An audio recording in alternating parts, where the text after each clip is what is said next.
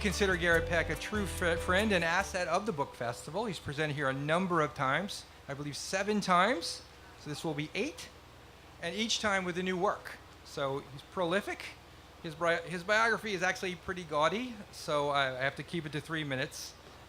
He is obviously an author and historian. He leads tours in Washington, D.C. through the Smithsonian Associates Program, and his temperance tour, Prohibition-related sites, has been featured on C-SPAN Book TV. He was featured on a 2-hour documentary about Prohibition on the Smithsonian Channel, which I've seen and is excellent, by the way, if you get to buy that or pull that back up. His 7th book, again, The Great War in America, World War I and its Aftermath, which he is here to discuss, was published by Pegasus Books in 2018. Mr. Peck lives in Arlington, Virginia.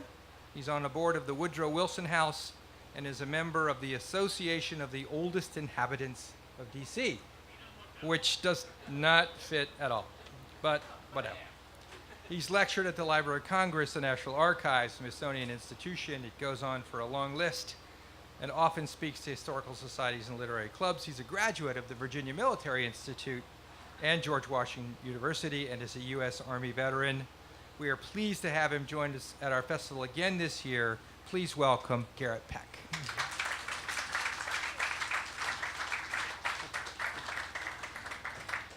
Thank you, Tony, and thank you everyone for coming today on this very first day of summer. I think I'll make a suggestion that we start passing out fans. It could be like in church, and we can fan ourselves during this time. So, wasn't quite ready for this here yet, but welcome everyone, and thanks so much for coming today and for your support of the Gaithersburg Book Festival. I was here 9 years ago for the year 1, which was really fantastic to come to it, and things were still being kind of figured out at that point. But the man who became the mayor, Judd Ashman, had this idea for a book festival. He had seen it in Miami. He saw how well it worked, and he thought, why can't we have that here in Gaithersburg? And here we are 10 years later. It's just been phenomenal to see how well this book festival has come along. You've seen the authors. I live here locally, but how many authors we get from all around the country come here today. So I've been sitting in all the different sessions today and heard some really wonderful things, and bought a book for my mom's birthday and all that. So yeah, which is next week, so I don't have time to read it. So I guess get in the mail on Monday, but maybe tomorrow. But anyway, so I want to talk about my latest book, which came out in the fall of 2018, The Great War in America. And we got the book out in time for the centennial of the armistice, which was a really big deal. This is 100 years after World War I ended. It was a really big deal. Are most people here from the D.C. area? Most people? Cool. Did anyone here participate in any kind of armistice activities, whether locally or the National Cathedral or down on the mall, the D.C. War Memorial? We had a big service down there, and it was pretty cool just seeing how many people did get involved in it for an event that's largely overlooked in American history. And this is the key reason why I wanted to write this book. I am on the board. I'm the advisory council chair of the Woodrow Wilson House, and we largely see in American history Americans have forgotten about World War I. This is in part we didn't like the outcome from the war. We got into this huge political squabble over the country, especially over the peace process afterwards. And within a couple years after the war was over, and by the way, we never ratified the peace treaty, nor ever joined the League of Nations, which was our idea. And just ended up in this big partisan squabble. Within a couple years after the war was over, most Americans thought it was a mistake for us to get involved in it. And we retreated back into isolationism, and that was a very, very powerful force in America all the way until December 7th, 1941. It took us all the way until the moment we got attacked by the Japanese Empire before we would actually break out of our isolationism again. And so World War I is really this history, and my viewpoint for the book is really about the United States. There's lots of books written from the European angle. The Europeans do not forget this war. It was devastating to them. England, France, Belgium, Germany, every town has a monument to their fallen. And in the United States, we put up lots of monuments as well. If you just look around, you'll see them. Every little town has these little monuments for the young men who died during the Great War. But largely, it's forgotten about in our cultural history. We just sort of eviscerated it from our memory, even though, in part, we were also involved in the war for only 19 months. And of that time, only 5.5 months were we actually doing combat. And yet we beat the German army, which was incredible. We had this untrained army leading up into the war, a frontier army. So we had to create this very large army. we made 10 million young men register for the draft. 4.7 million of them were called up to active duty, and we sent 2 million of them to go fight in France, which is incredible. This had never happened before. No one expected the United States to do this. Again, our army before the war was 108,000 soldiers set up to fight the last war, which was against the American Indians. So a frontier army, largely just cavalry regiments and so on. We ramped up our capabilities and sent 2 million young men to France, of which we lost 116,000 soldiers died in the Great War. So the majority of whom, by the way, died from the influenza virus of the fall of 1918. This thing was just deadly. And it originated in the United States, even though people call it the Spanish flu, but the index case was in Funston, Kansas. And the doughboys took it with them to Europe and then infected the rest of the world. So it's a remarkable history and a remarkable time, and yet we've largely forgotten about it. And I think part of that is because once we got involved in World War II, the bad guys in World War II were really, really bad, and we kicked their butts. And at the end, we're the only global superpower that's left, and we have all this industrial capacity and whatnot, and so much of American society had fought in World War II. So it's this great moment of celebration that starts the American century, as we call it. And World War II gets all the attention. You might notice, if you go to your bookstore, you'll just see this huge swath of books about World War II. World War I, like, okay, here's my book and a few others. And that's a key reason why I wanted to write this, because it's so overlooked. And yet World War I is the most important war of the 20th century.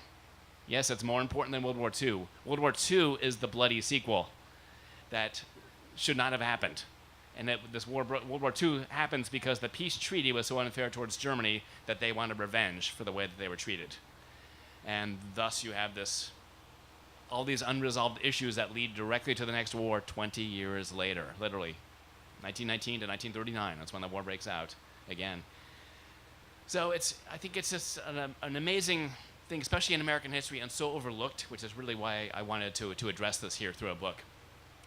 The model for my book, my favorite book from the Civil War, won the Pulitzer Prize, and it was by James McPherson.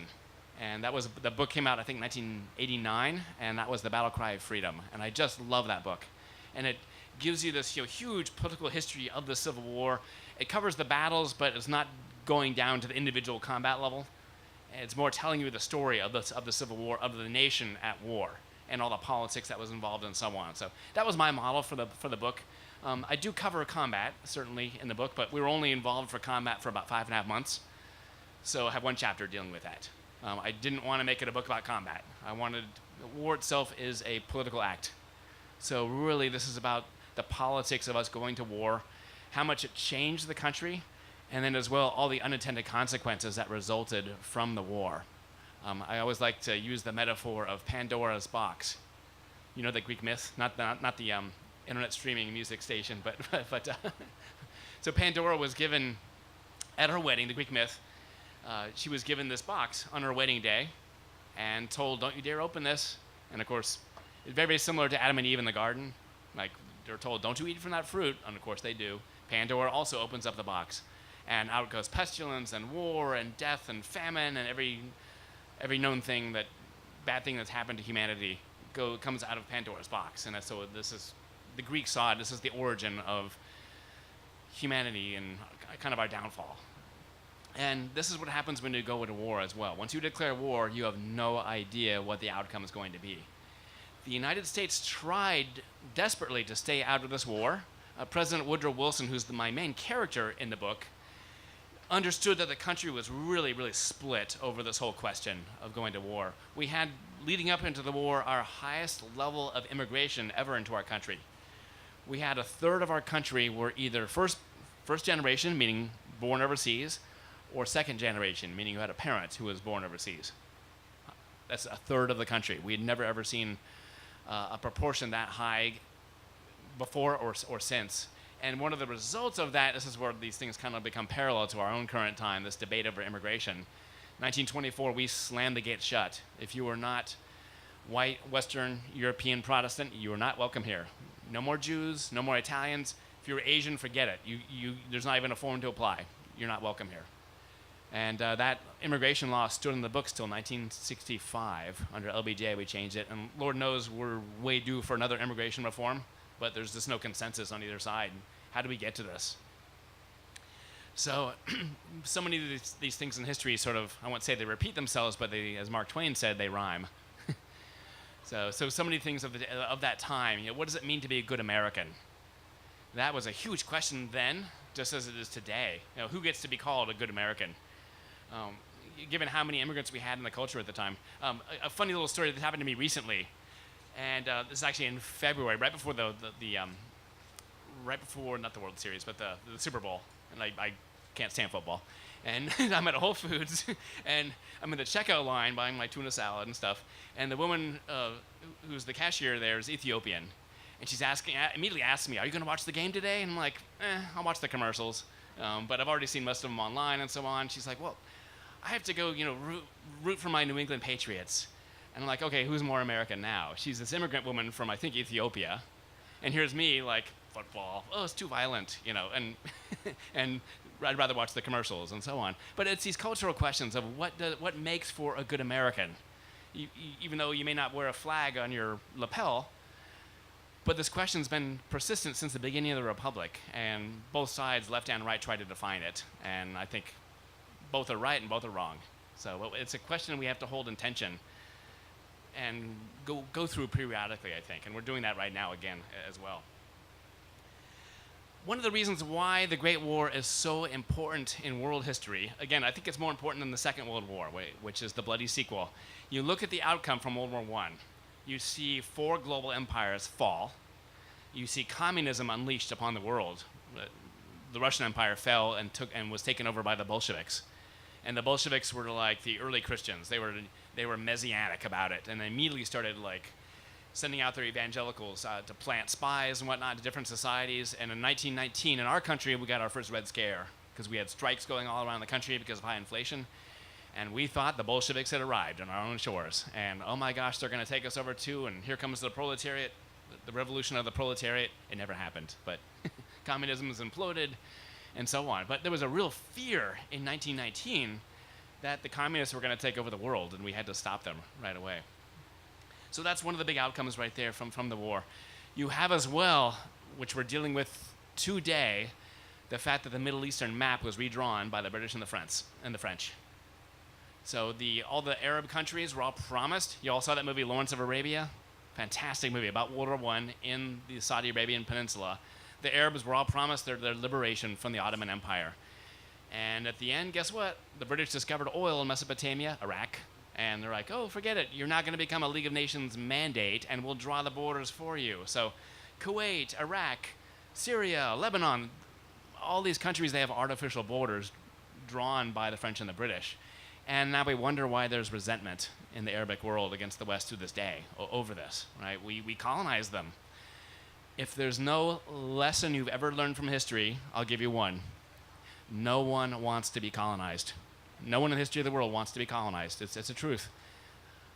We ourselves are all, our country is here because they were early colonists and so on, but look how we oppressed the Indians and so on. And we're kind of dealing with that today and so on. But the British Empire was all about colonizing the whole world.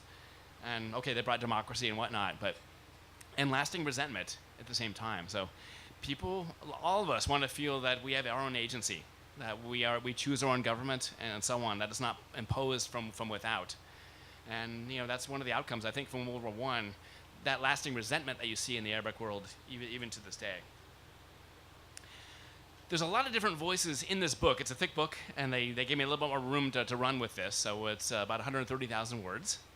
And there are so many different voices you would hear in a book that I could have written 10 books on the subject. So I really had to pare it down and kind of answer the central thesis: how did the Great War affect the United States? And so the characters I picked, there's dozens of characters, even hundreds of characters, but a couple key ones I focus on. Woodrow Wilson is really, really important.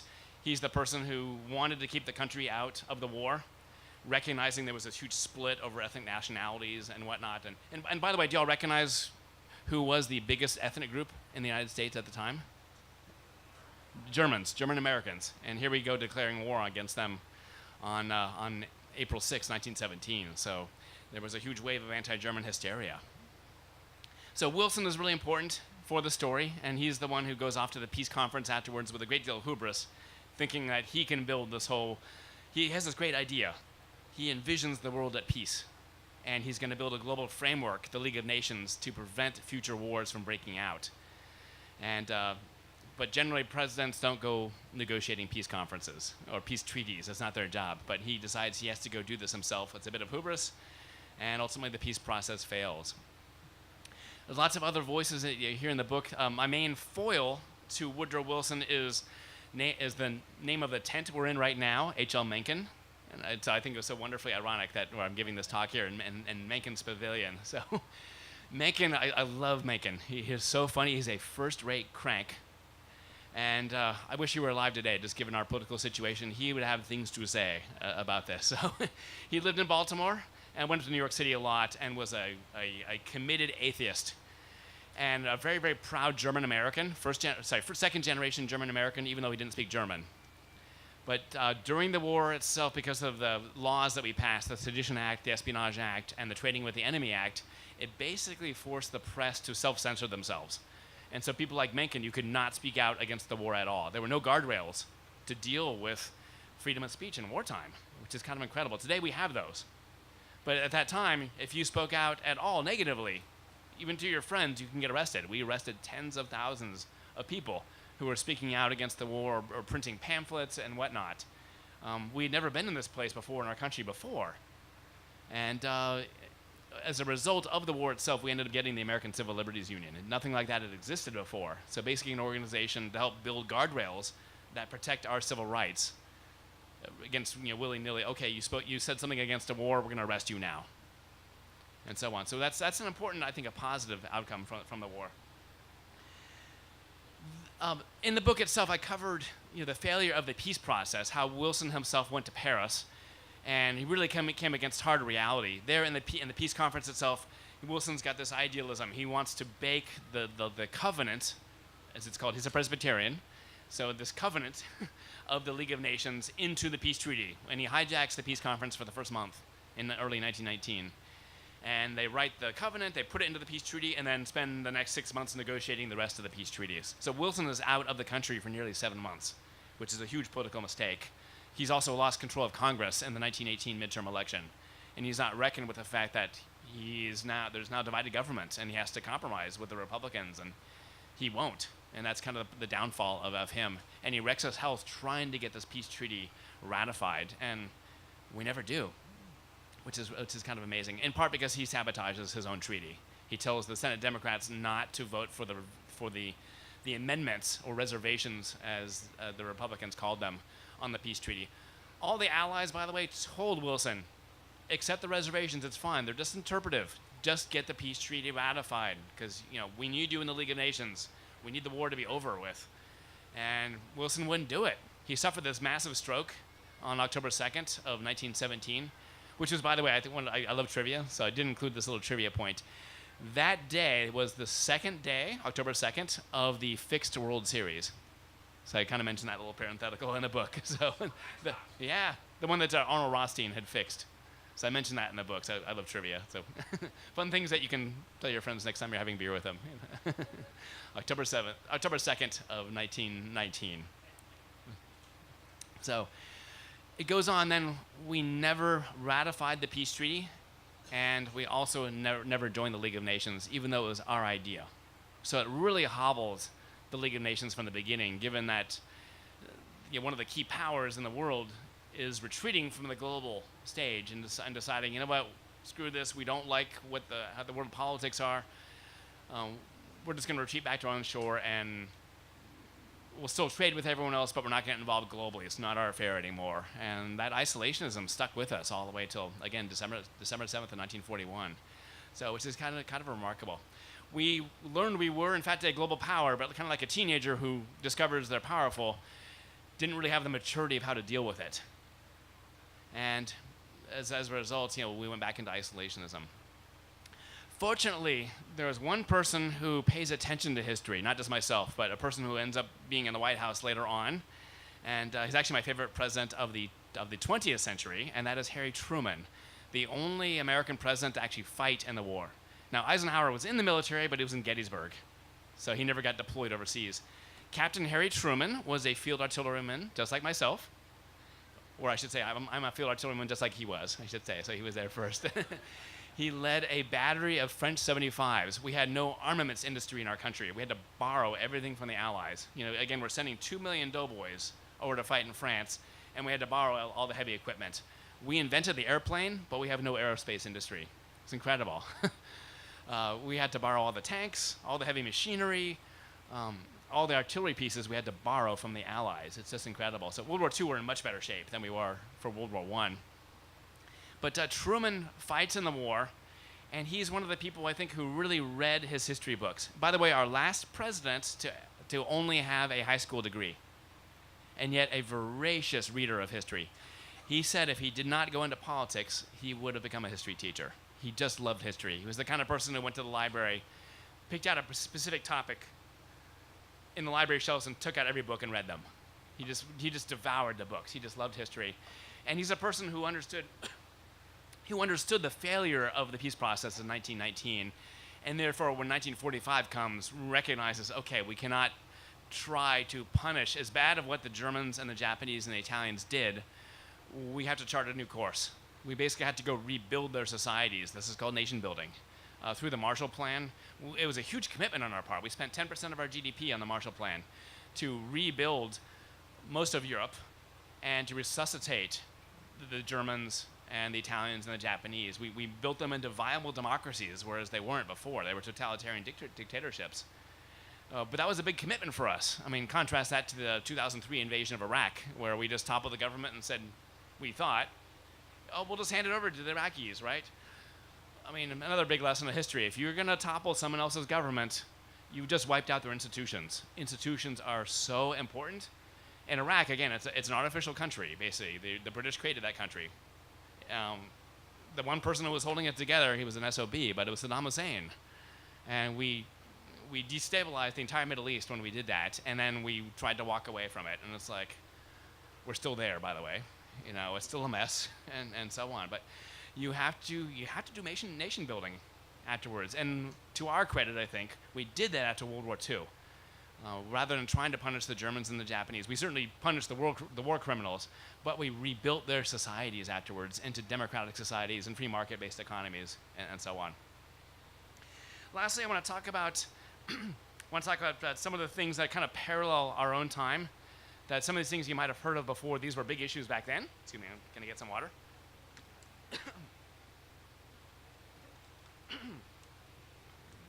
Some of the things that existed back then that we're still dealing with this today. Starting off with, who's ever heard of, quote, America First? Yeah, everyone, right? This was a slogan, a line that Woodrow Wilson came up with 2 weeks before the Lusitania was sunk in 1915. And it meant something completely different. I mean, today, America First means America alone. It's like, screw all the allies. We don't need anyone else. They're all screwing us, blah, blah, blah. That's our current political situation. Back then, what Wilson was doing was he was trying to mediate or offering arbitrage between the two sides. And he continually kept offering that, hoping to keep the United States out of the war. And then when the two sides were ready, we'll be there as your friend for both sides. We're neutral. And we will help mediate the peace for the conflict. Thus, we need to keep the America first and keep out of this war. That's what he meant by it. Today, of course, it's changed meanings multiple times over the last century to how it's portrayed today. There was back then, just like today, fake news. So fake news, by the way, is a real thing. It's not always, gee, I got some bad press, I'm going to call it fake news. But there was fake news back then as well. So, excuse me. In part because you had a lot of propaganda going on during the war, so a lot of stories floated around. I use the point of Christian Heinrich, the big brewer in D.C. His brewery is now the site of the Kennedy Center.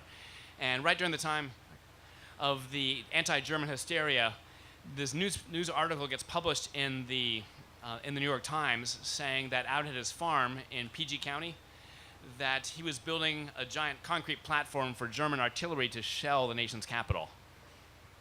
And he got death threats over this and so on. So the Bureau of Investigation came out and searched their house. They took him out to the farm. It's now PG Plaza is now the site, right by the metro is. But that was the old Heinrich dairy farm. And when they got out there, they discovered it was actually the family mausoleum. The German Americans are very, very loyal to our country. They fought for our country against the Kaiser, and very proudly so. But they were all tarred, basically, with, oh my gosh, they feared that this, 20% of our population was going to be a fifth column and rise up against our country and fight against us. Y'all remember 9/11?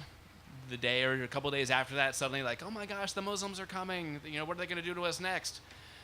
Totally irrational. Totally irrational. But when people get scared, we all do things that are irrational like that. And then later on, you sort of settle down and recognize, okay, the Germans were loyal.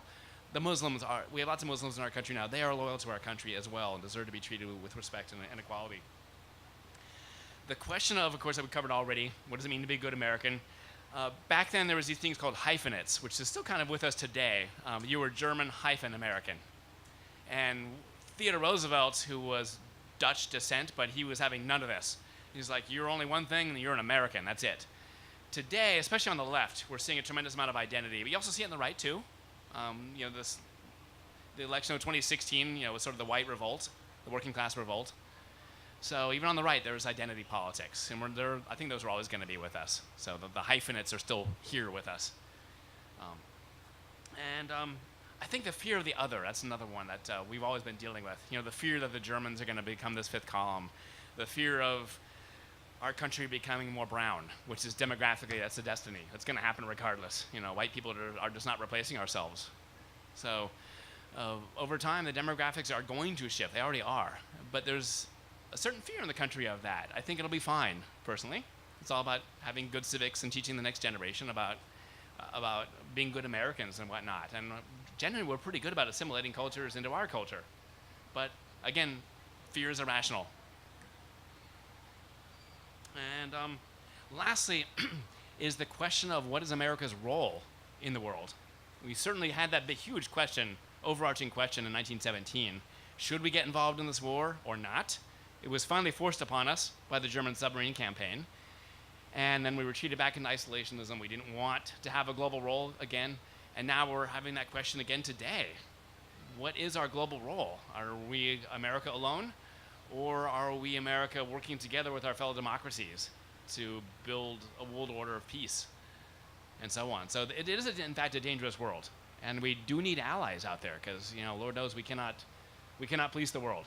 But having France as our allies and Germany and Japan and so on, that's like a force extender, and extends our own influence into the world and so on. So with that is actually the end of my remarks.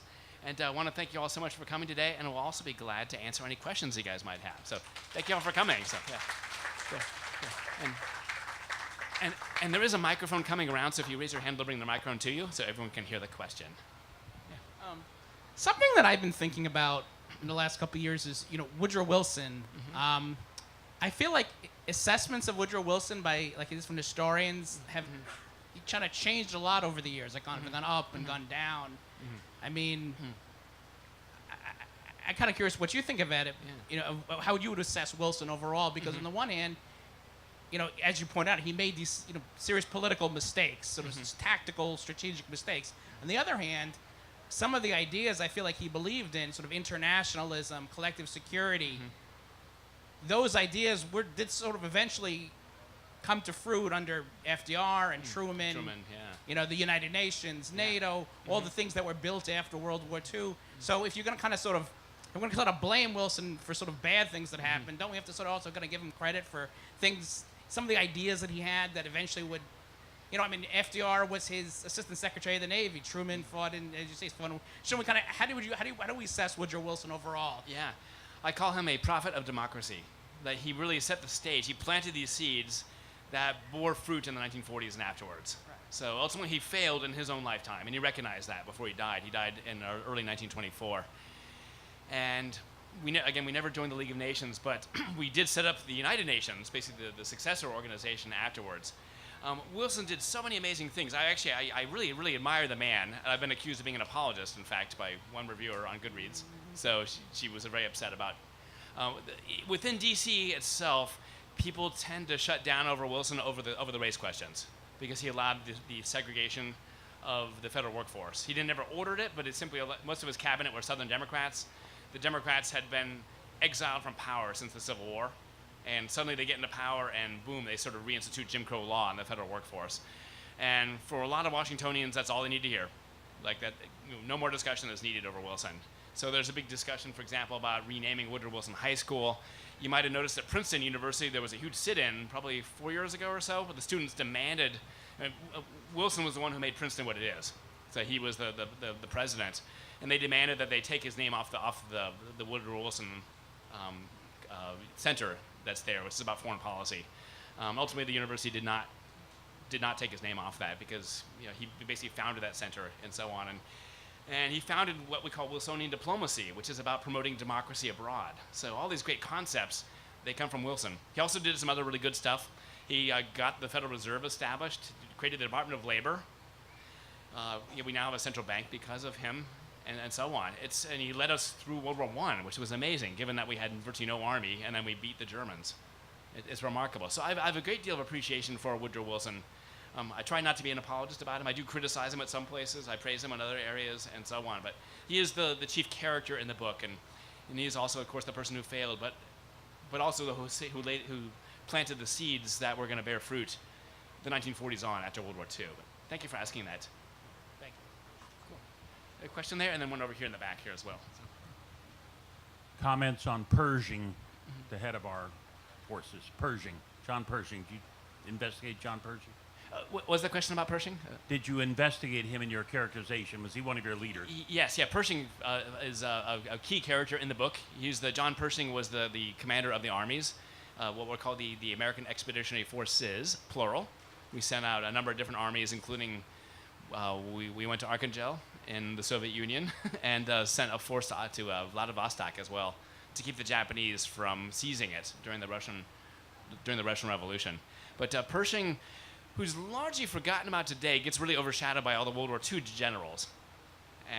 But he was the one who came up with the strategy of how we were going to defeat the German army, but also working with the Allies and so on. So he does publish a 2-volume memoir afterwards, so I cited from that extensively in the book. And of course, it wins the Pulitzer in 1929 for his work writing this.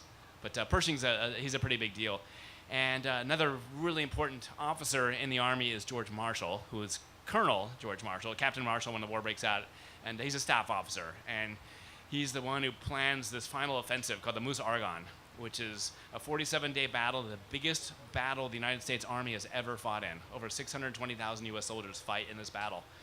And it breaks out on September 26th, 1918, and this is right when the flu epidemic strikes everyone. So many of the soldiers are sick. Pershing is sick as well, but he continues to lead the Army during that time.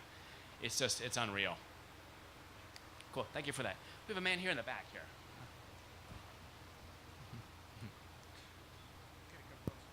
Cool. Hi. Did the U.S. entry really make the difference in ending the war, or were all the sides just really exhausted at that point? Yeah, the U.S. definitely made a difference here in ending the war.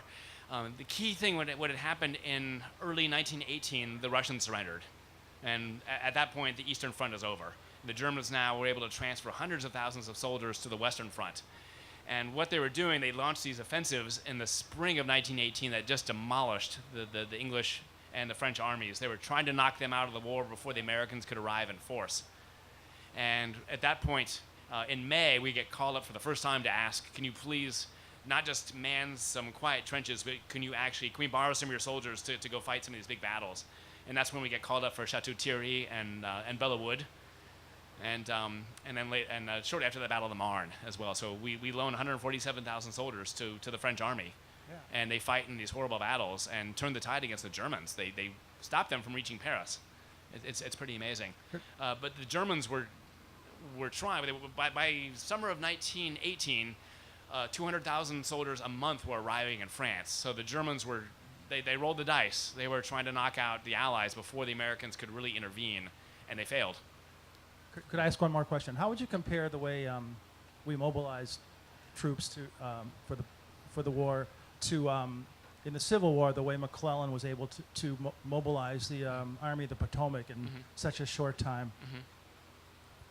You're asking how to compare the contrast? I mean, was it similar in scale, or was Civil War mobilization much smaller? Yeah, by proportion, it was probably even larger, and they largely used volunteers. For World War I, we recognized from the very, very beginning that a volunteer army was not going to cut it. Interestingly enough, former President Theodore Roosevelt, who was Wilson's biggest political rival, immediately comes to the White House and asks, hey, I'd like to lead a division of soldiers. Roosevelt, by the way, has terrible health. He's got diabetes, he's blind in one eye, he's overweight. There's no way he can go to lead this. And the fear is that he's going to peel off the best officers and take them with him, because everyone's going to want to fight under Teddy. And very wisely so, Newton Baker, who was the Secretary of War, and Wilson said, no, we need all of our officers, and we need a professional army for this. So, and what we need to do to win this war is going to be a mass-produced army. So we instituted the draft. So 2 months after we declared war, we had the draft, and 10 million young men had to register. That's 10% of the population had to register for the draft. The officers were immediately called up. This is, by the way, when ROTC gets established. I'm an ROTC person myself, because they recognized with this massive increase of the Army, all the West Pointers were not going to cut it. There were not nearly enough officers. So they had the great idea, let's go to the colleges. We got all these trained freethinkers, college graduates. Let's get them to be officers. And voila, we have ROTC, and still with us even today. And this is still how we get the majority of our officers for the United States Army. So it's a big deal. So thank you for asking that. Any other questions? You talk about America being isolationist. Oh, can you hold up? Is it a bit Yeah, more? you talk about America being isolationist after the war. Given that Wilson said we were fighting to make the world safe for democracy, and then when the war was over, I think the American public were generally disappointed that that did not occur. So do you think the American public was wrong to pull back into isolation, given the results of the war? Yeah. I think in part this war is the most idealistic war we've ever fought. And the way Wilson framed it to the rest of the world, this very, very famous speech he gives, which is the war address on April 2nd of 1917, when he goes to Congress and asks for a war declaration. They debate it for 4 days before we actually declare war. And in this, he makes this very famous line, which you just said: the world must be made safe for democracy. And this is the idealism we have going into this war. We've never had that idealism since for any other war in our nation. And of course, like all idealism, eventually it's going to shatter on reality. In this case, the political squabble over the peace conference, and Wilson's inability to reconcile his own position with the Senate Republicans, especially Senator Henry Cabot Lodge, who was the Senate Majority Leader, who's attached these reservations onto the peace treaty. And thus Wilson tells the Democrats to vote against the treaty, because the only way they're going to get it through is if they're going to vote for that, for the reservations. And out of this really, really ugly partisan squabble, I think this is the key reason why most of the country within a couple of years thinks it was a mistake. We should have never gotten involved in it. Look at the world, it's a mess now. Europe's a mess. There's this wars breaking out all over, as all the new countries like Poland. Poland's a brand new country, but there's no boundaries that are defined on it, so it has to go use military power to go conquer its own, figure out its own boundaries and whatnot. And Europe's a mess. It's in a new arms race already in the 1920s, and the U.S. is just like, let's stay out of it. Not our issue anymore. Let's just stay out of it. And that really took hold. I mean, you had people like Charles Lindbergh, who was a fanatic isolationist, despite having bridged across the Atlantic in an airplane. But it took until we actually were attacked that forced us out of that isolationist mentality. Cool. Additional questions? One over here. Please wait for the yeah. Prohibition? Yes. Was that a direct result of the First World War and our disillusionment? It is Prohibition, in fact, which is my favorite topic. I've written 7 books, and 4 of them have Prohibition in it. So it's just a fascinating topic. And the reason we get Prohibition is because of the war. I covered 4 kind of unintended consequences besides the failure of the peace conference. We had our nation's first Red Scare in the summer of 1919. It's called the Red Summer, which resulted then in a huge Red Roundup. We rounded up all the Reds and tried to deport them. And there was a huge blowback against that. But we all think of the Red Scare of the 1940s and 1950s. But, guess what? It's not the first one. We had one in 1919. We had that same summer race riots in 25 cities around the country, which sucked, including here in Washington, D.C. Every case, it was the white community attacking the black community. because of Jim Crow law, which was basically a caste system. So African Americans were in the bottom rung, socio and economic rung of society, and it was the poor whites who had to enforce it, and they were the most violent towards the African Americans. So this sort of violates Marxist doctrine, right? I mean, the idea that the proletariat should be united and fight against each other. They're not. We have this flawed ideology in our country of racial superiority, white supremacy.